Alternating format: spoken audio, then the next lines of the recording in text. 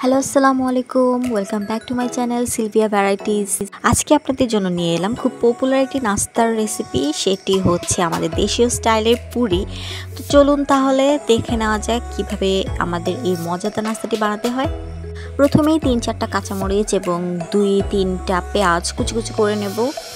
এখন 1/4 কাপ মতো মুসুরির ডাল ভালো করে ধুয়ে একটি পাত্রে নিয়ে নিলাম এবং এর সাথে দিয়ে দিব একে একে সে কুচি করে নেওয়া পেঁয়াজ এবং কাঁচামরিচ কুচি।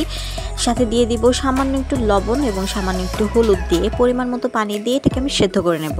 পুরির খামিটা তৈরি করার জন্য এখানে আমি 2 কাপ পরিমাণ আটা এবং ময়দা মিক্স করে নিয়েছি, আপনারা যে কোনো একটিও ব্যবহার করতে পারেন। এবং এটাকে এখন ভালো মতো সামান্য একটু লবণ দিয়ে মেখে নেব। সেই সাথে দিয়ে দিলাম 2 টেবিল চামচ তেল দিয়ে আরেকটু মাখিয়ে নিচ্ছি। তেল দিয়ে ঝুরঝুরে করে মাখানোর পরে এতে দিয়ে দিচ্ছি পরিমাণ মতো ঠান্ডা পানি, মানে নর্মাল পানি। ডোটা পারফেক্টলি বানাতে যেটুকু পরিমাণে পানি লাগবে আপনারা ততটুকু পরিমাণে পানি ব্যবহার করবেন। এইরকম পারফেক্ট একটা ডো বানিয়ে নেবেন, যেটা খুব বেশি স্টিকিও না আবার খুব বেশি হার্ডও না, খুব সুন্দর স্মুথ একটা ডো বানিয়ে এখন এটাকে কিছুক্ষণ রেস্টে রেখে দেব। সেই ফাঁকে দিয়ে আমাদের ডালের পুরটাও রেডি হয়ে গেল। দিয়ে দিচ্ছি একটা সেদ্ধ আলু, আমি আজকে আলু এবং ডাল মিক্স করে বানাচ্ছি। আপনারা যে কোনো একটি ব্যবহার করেও সেম প্রসেসে পুরটা রেডি করে নিতে পারেন। তো আলু মিক্স করার পর এই যে আমার আলুর ডাল মিশ্রণ পুরটা রেডি। এখন খামি থেকে ছোট ছোট লেচি কেটে নিয়ে একটি লেচি নিয়ে আপনাদেরকে দেখিয়ে দিই। লেচিটাকে হাত দিয়ে চেপে একটু বড় করে নেওয়ার পর প্রয়োজন মতো এতে পুর ঢুকিয়ে দিয়ে ভালো করে সিল করে দেব।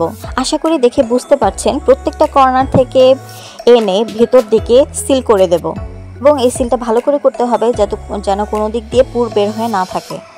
আপনাদের সুবিধার্থে আমি প্রত্যেকটি রেসিপি একদম সহজ ঘরোয়াভাবে দেখানোর ট্রাই করি। যদি ভালো লাগে আমার রেসিপিগুলো তাহলে অবশ্যই আমার চ্যানেলটিকে সাবস্ক্রাইব করে রেসিপিতে একটা লাইক দিয়ে বেল বাটনে প্রেস করে আমার সাথে থাকবেন।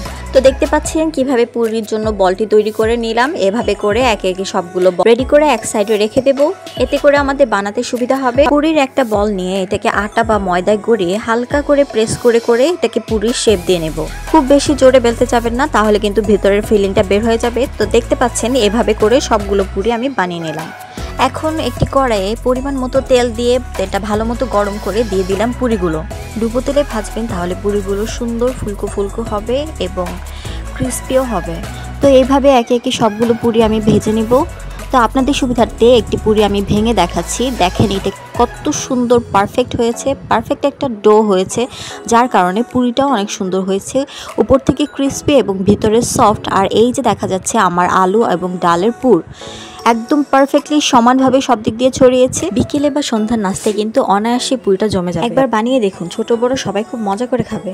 বাসায় অবশ্যই ট্রাই করবেন এবং আমাকে জানাতে ভুলবেন না যেন কেমন হয়েছে। তো আজ এই পর্যন্তই, সবাই ভালো থাকবেন। Thanks for watching. আল্লাহ হাফেজ।